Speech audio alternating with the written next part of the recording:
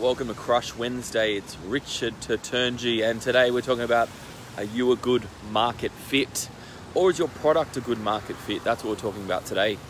So I'm just out walking and in between a couple of things. So didn't make it to the office, didn't make it to my home.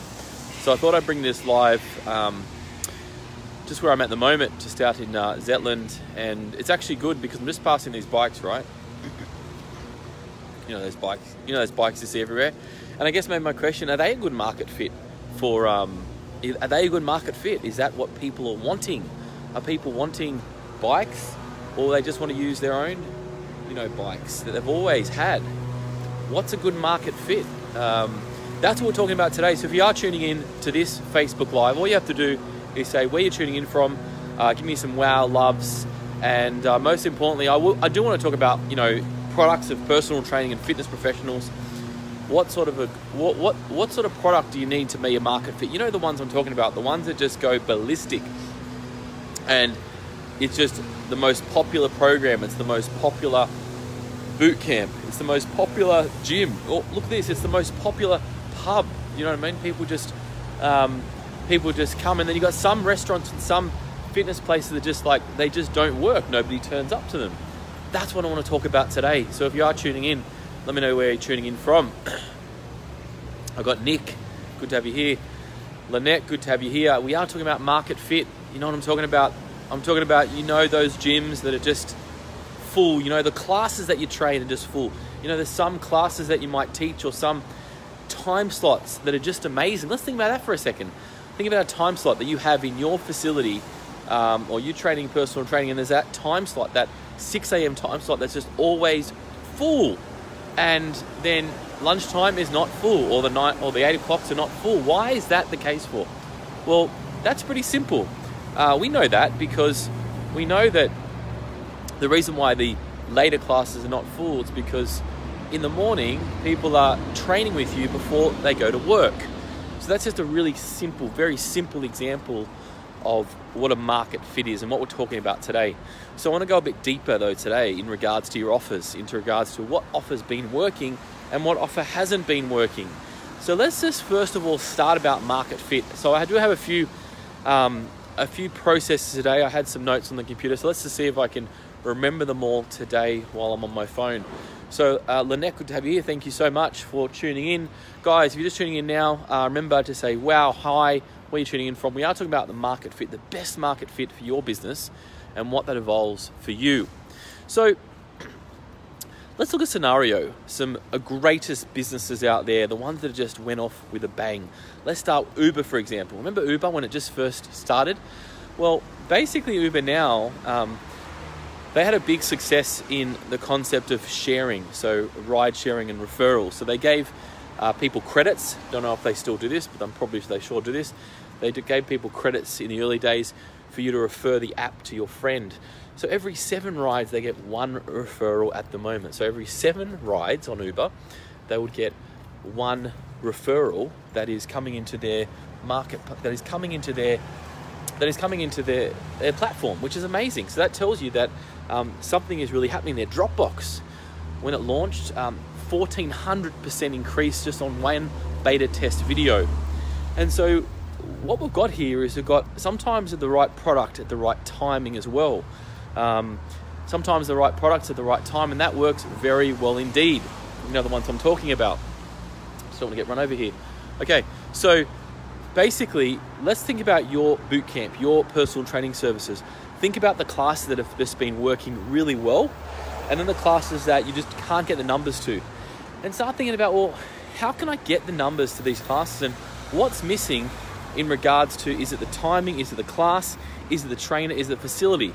And then that can terminate the right market fit. Now, let me give you some examples if it's not the right market fit. So guys, if you're just tuning in now, we are talking about the right products or the right class, and is it the right market? Is it the right fit for your market that you want to try and go to? So if you're experiencing expensive ads that don't work, if you're experiencing concepts like you're not getting any referrals at all, if you're experiencing drop-offs in your classes, like you can't retain your members, if you're experiencing any of those items, if you're experiencing that when you're talking to somebody about the product, I call it product, about your fitness services, basically nobody is really taking that up, okay? If you're doing organic posting or paid posting, and again, nobody's liking it, nobody's sharing it, these are all signs. They're signs that your product, your service, is not the right fit to the market. That's what we're talking about today. So these are some signs that your fitness service might not be the right fit for your market. So that's what it's about today. So how do you fix something like this? How do you fix something that's broken? Or how do you fix something that you know you don't have the right market fit to? Well, it comes down to a few items. Number one, I would say you want to make sure that you actually think about your customer first. So I've had a few strategy sessions this week with some new ninjas, and basically what we talked about in these 2-hour strategy sessions, we talked about the concept of, number one question I always ask is, well, who's the market? Who's the avatar? And everybody goes, everybody really, male, females. But then when you kind of like drill down a lot more, what's going to happen is that you're going to start to understand who that actual person is, and what do they do, and what are their problems, what are their pain points, what are they struggling with, and think about this, what time do they have? So for example, like we did a quick win the other day at my friend's studio, Nolan, and his classes, I think the time slot was something like 6:15. It was actually one of the busiest times, just a crazy busy time, because he found out that's the time, the perfect time slot that people have, that mums are basically literally just went home, dropped their kids off, or brought their kids to the session, and that's the best time slot that he's basically found free sessions. And 30 minutes before or 30 minutes after, he's tested out, and it just wasn't amazing at all. So shout out to Nolan. It just wasn't amazing at all. I might just sit here for a minute, see if it's not too wet. It just wasn't the right market fit at all. So basically that tells us that you've got to test a few time zones. You've got to test how's that light there? Okay, that's better. You've got to test a few time zones, right? And figure out what's the right time zone. So you might need to adjust your time zone by 15 minutes either side, or 30 minutes either side, and just test to figure out, well, that class wasn't full, but maybe I need to change the time slot. But again, looks like I've got a hollow face here, guys. You're not telling me this. All right, that's probably better. You can see me now. I'll sit this way. How's that? Okay, so basically you want to test those time zones out. So test either way to figure out what's the best time zones for the classes. You want to ask your audience too. You want to ask your clients. That's very simple. Just got to ask them, if it wasn't this time, what would be the best time for you? What would be the best class you like? What do you enjoy about the class? And you want to compile it all together. You want to make sure it's all together. Hey, welcome Adrian, Phil. Good to have you joining us. So we are talking about the right product to the market fit. Basically talk about your services, your boot camps, your PTs, your semi-privates. Why does some products work more than others? And I say products because it's a product that you have. So why do some services work more than others? Oh, Nick says much better. That's great. I've got no hair, so I've got to make sure that you can actually see me here. So it's really important to understand that. And when you understand that, things start to click in for you. I'll give you an example, right? Some of you may know, I've told a few of you that we're relaunching a platform called Meet Your Personal Trainer. It's a directory. We launched it in 2008. True story, okay? So basically in 2008, if you can kind of remember that time zone there, videos on phones, so we didn't have all these smartphones, and videos on phones weren't necessarily that popular. So people didn't have these videos on their smartphones, or we probably didn't even have smartphones, let's be honest. So in 2008 when I launched a directory, I had a great product, a great fit. We had thousands of personal trainers on here eventually. But my problem initially with the directory was that it was a video directory. So we all know now why videos are important, but back 10 years ago, I had to actually explain the concept of a video. And just hold me for a second. I had to explain the concept of video to a personal trainer, of the advantages of why you'd want to put a video on your profile for, like a directory listing. And then the other thing I had a massive problem with was that people weren't, people are still shy about cameras today, but people literally, is the first time they've ever been on camera. or they don't know how to even talk on camera. They've never been on camera, and they've never they don't want to be on there. And so still today, obviously, people, you know, I know not everybody loves camera, but there's nowhere near the problem that we have today. So we have a great product. It's going back into the market, and what we've found out since we've been, you know, relaunching this product, and we've got some founder rate memberships left at the moment. Basically what it means, it's going, so people are now understanding we don't have to do a 10-minute spiel of what a video is. Where before we had to do a 10-minute spiel of what a video is and why it's important and why you should be filming it for. So that told us that we had the right product, but sometimes products are great in certain times, but they're even better in other times. So you take the space if you're first to Instagram, okay, or if you're first to Facebook. Let's say I did an interview with Toby Pierce a few weeks ago. I don't know if anybody saw that interview. Comment below if you saw the interview. Guys, comment below if you didn't see the interview. Comment below if this is making sense to you.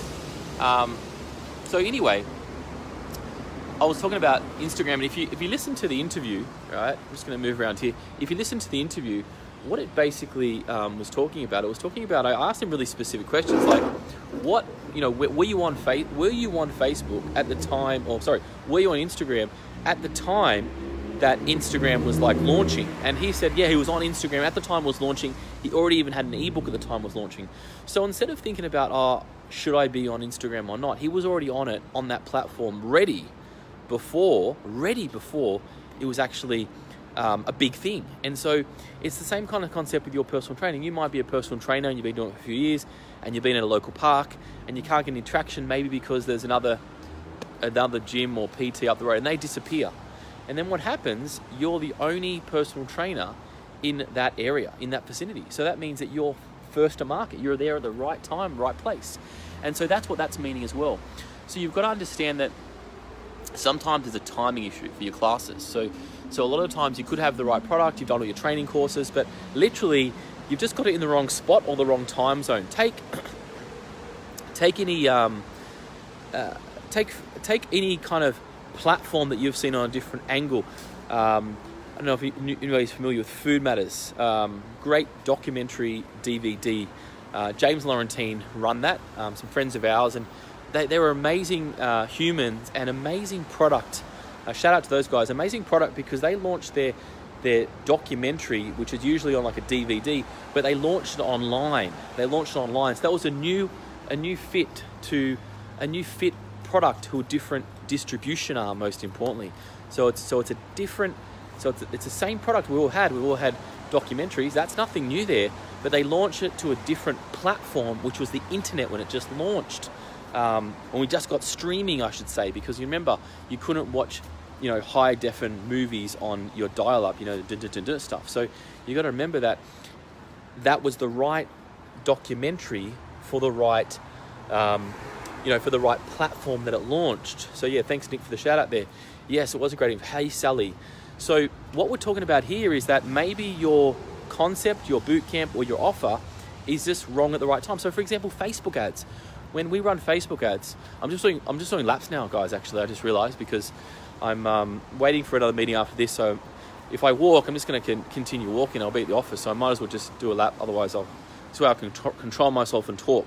Because sometimes when I talk, I just don't know where I'm walking. So anyway, back to my story. So when we run Facebook ads, and Nick's online here. So when we start Facebook campaigns, a lot of the time on Facebook, you got to remember that Facebook's an audience where people go to be entertained or to be educated. That's what we teach: be entertained or be educated. However, some trainers want to get on those platforms. They say, listen, Richard, my offer of my, my personal training sessions, 3 sessions for, let's say, $300, or 3 sessions for $200, I should say, whatever the number is, it really worked well when I was at the gym. But as soon as I put that offer on Facebook, what happened? It tanked. Nobody took it up. That's because the offer is too much money for a platform they don't know who you are yet. So that's the problem there, is that you've got an offer, but it's not suited. Just want to make sure I don't get run over. It's not suited for the audience on that platform. Does that make sense? Yes or no? Let me know if that makes sense, guys. Yes or no? And it kind of then, I want you to start thinking about this concept that, do you have a product or a service or an offering which it worked somewhere, but as soon as you moved it to another platform, or you ran the same ad on organic, worked on organic and didn't work on paid, there's a reason, because organic is going to your audiences. People know who you are. Then as soon as you go to a cold audience on Facebook, it's like, nah, that didn't even work at all. So guys, as I said, I'm going to recap what I was talking about before. If you have something that's not working, how do you know it's not working? Well, you're probably spending too much on ads for it. You're not getting referrals. You're not getting any recommendations. You're not retaining your members, most importantly. And when that happens, it means then it's not the right fit. So fit to market is wrong, okay? Fit to market is wrong. I'll give you another example on Facebook ads. So we've been running some Facebook ads, same ads, probably been seen 20, 30 times, right? We've got a decent amount of, costs a decent amount of money for the ad, so the click. Now, when we were deeper in each audience type, when we were deeper in per audience type, so we split our audience types into 6 different people, we actually wrote copy and we designed ads specifically for that really deep audience type. So instead of just saying, you know, males that wanted to get fit between 20 and, 50, we said, okay, let's talk about the male of 20 who wants to get fit. What are they going through? What are the struggles? What are their pain points? How much time they have? And then let's talk about a male who's, let's say, 35, 40. What are the problems he's going with going through fitness? Because let me tell you something, a male 20 and a male 40 are two different, totally different worlds, totally different people. So we can't treat our audiences the same. We can't treat our classes the same. That doesn't work. As soon as we do that, as soon as we can see they're all the same, it means that the ad copy or the service, the product, the class is not going to be suited to them. So if you want to, look at the class of abs, butts and thighs. I remember when I was training, I used to teach those things, by the way. Okay, I used to teach the abs, butts and thighs class. I used to teach like aerobics and step and all that kind of stuff. I didn't enjoy it, but anyway, the abs, butts and thigh class always was full. It was always packed. It didn't matter when it was, because it was really targeted. The words were targeted to abs, butts and thighs versus a step class. Abs, butts and thighs. Well, what do you think we're going to work out in that session? On the step class, you're going to get fitter overall. You'll get healthier. You'll feel stronger. But the abs, butts and thighs class is targeting the abs, butts and thighs. And guys, if you just missed my live, check these things out, right? These bikes, right? Now, when we look at market fit, who's seen thousands of these bikes?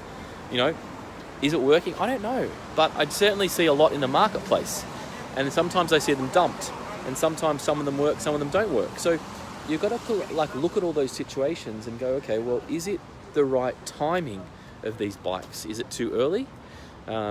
Is it not ready yet for market fit? Maybe.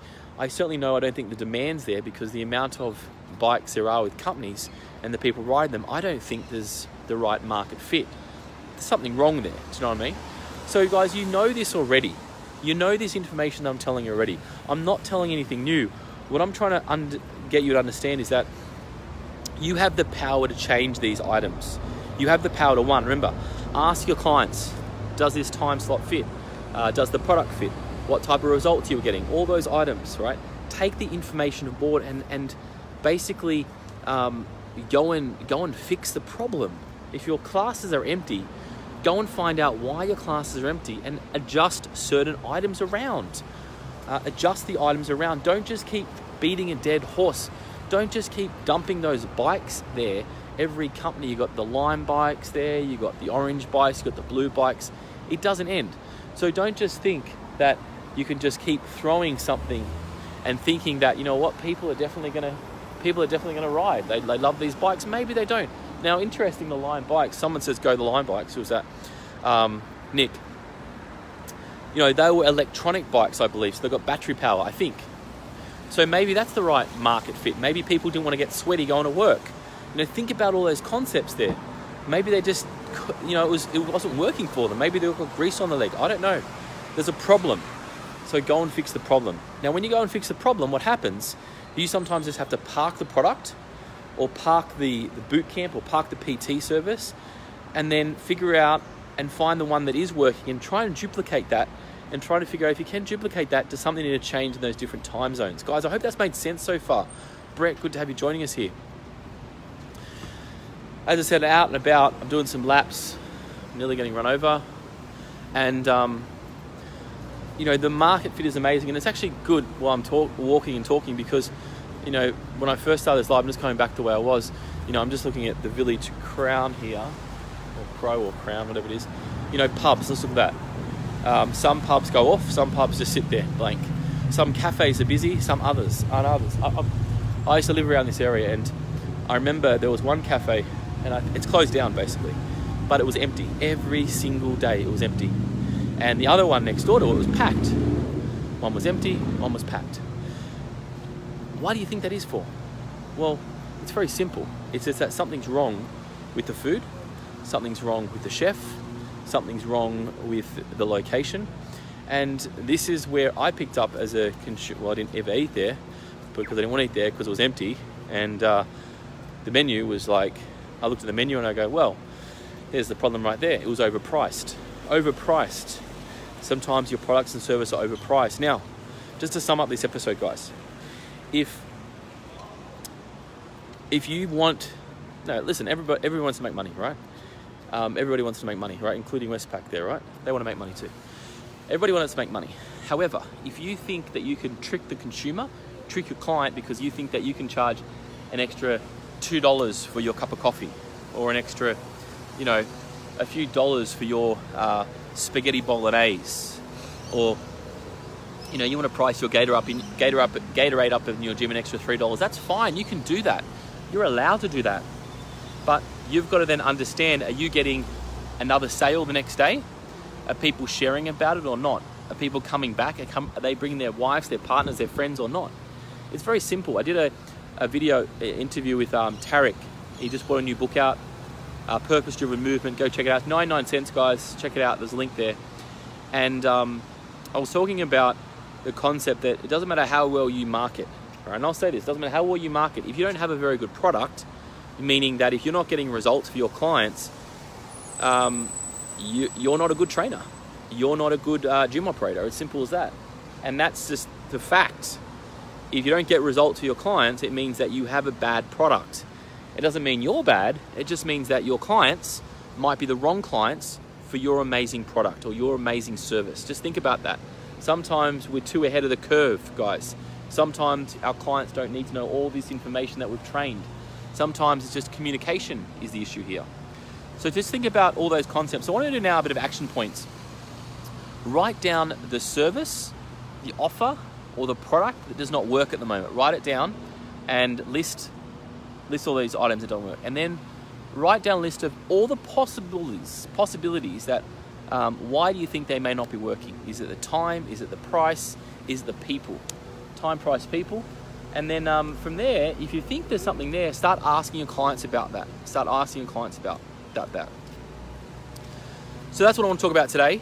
As I said, I can keep going on and on, but it does come down to that. It's about understanding who you're selling to, your avatar, number one. Once you understand that, then making sure the product is serving their needs and serving their problems. And most importantly, once it serves the problems, make sure you get results. Once you get results, more people will tell about, like the Uber process. And then just make sure it's the right timing as well. So it might not be the right timing, could be the great product, great people, but maybe the time slot's wrong. And I know it sounds simple, and now it sounds very simple, but it all comes down to these items. That's it, nothing else after that. Some comments we have here. I see heaps of people using the line bikes compared to other manual bikes which just get dumped everywhere. So the line bikes are the electronic bikes. Well, there you go. You know, I would rather ride an electronic bike. If I've got a meeting going to the city, I'd rather want an electronic bike because I get sweaty. That to me makes sense. So let me know what you think about this episode, or let me know what you think about the bikes. You know, let's start a tally on that. Like, what's your favorite bike, and do you think they're worth it? Like, I'm seeing another 10 bikes down here. They're right far distance from me there, and they're just sitting there, and they don't move, and then they get dumped, and then you see them in trees, right? You know what I'm talking about.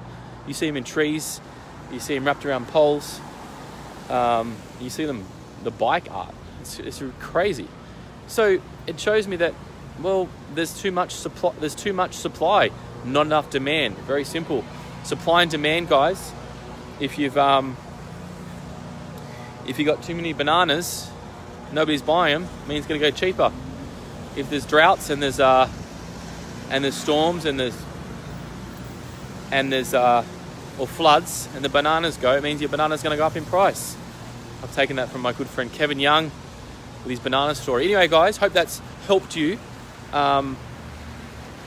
Phil says, great point about the trainer product. Yeah, it is a great point, the trainer product. And you know what? Just going on that a bit more, Phil, I actually sometimes think that it could be the trainer as well. You know, you think, oh, this trainer's not that good, and some trainers just draw people in. Well, we're in a service-based industry. And when you're in a service-based industry, you've got to understand that this is going to be a bit of a problem. Do you know what I mean?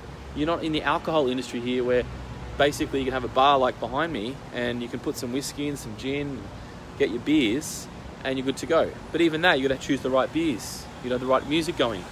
All these concept guys. Business is not easy. Just got to play it smarter. When you play it smarter, when you play business smarter and ask better questions to your clients, you get better results, most importantly. Another comment here. Just get the community involved juicers who get reward for changing and fixing bikes. I like it. Uber community. Yes. Community is a big thing, guys. Community is, you know, in our Ninja program, it's the fourth module of our Ninja program, community, because community gives you referrals, it gives you recommendations, and then you can always go back to community and ask their opinion. Your community give you honesty. Guys, I love our community here at COM, our ninjas, our Crush Your Fitness marketing group. You'll give us the honesty, the feedback. That's what we hope anyway, because then we can adjust certain things around, most importantly. Another one here, I think Lime have listened to customers and the problems of previous companies and tried to solve some of their problems. Like Nick says about the juices. Yes, very good point, guys. Very good point. All you have to do is go for a walk and look at places, look at things. Sometimes it's very hard to pick on our own business, but as soon as we pick on other people's businesses, or as soon as we just sit down in the cafe and just observe what people are ordering, observe what people are saying, all the clues are pretty much there. You know, look at a restaurant next time that you walk past and it's empty and the other one's full. Think about why they're empty for. Think about why they're empty. They're empty because something's wrong. Most likely it's the price, or the food, or the service. Very simple. You fix those things. And guys, when you're in the midst of this problem, when you're in the midst of the problem where your market doesn't fit, it's very hard, I understand that. Go and get some external advice, and that's going to help you. That will help you a lot. Guys, I need to cut you right there. I've got to get to my next meeting in my gym clothes here. Haven't even got changed. And what I need you to think about in your business is, if you have a problem, I want you to put it down this crush group here. Put it down the crush group and tell me what what you think the problem is, most importantly.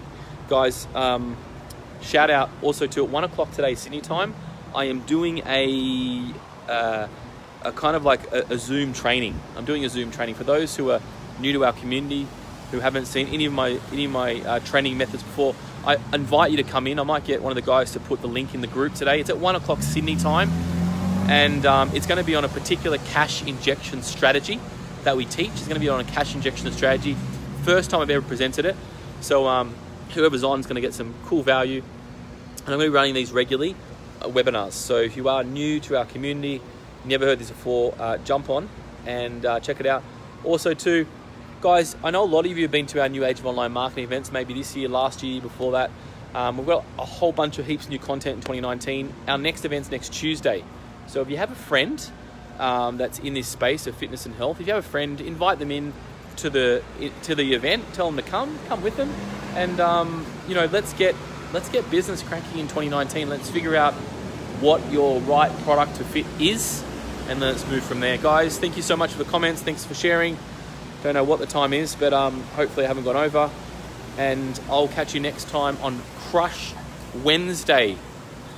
I just love this concept. Market fit. Find the right product to the market fit, and then you win the game. Catch you next time, guys. Bye for now.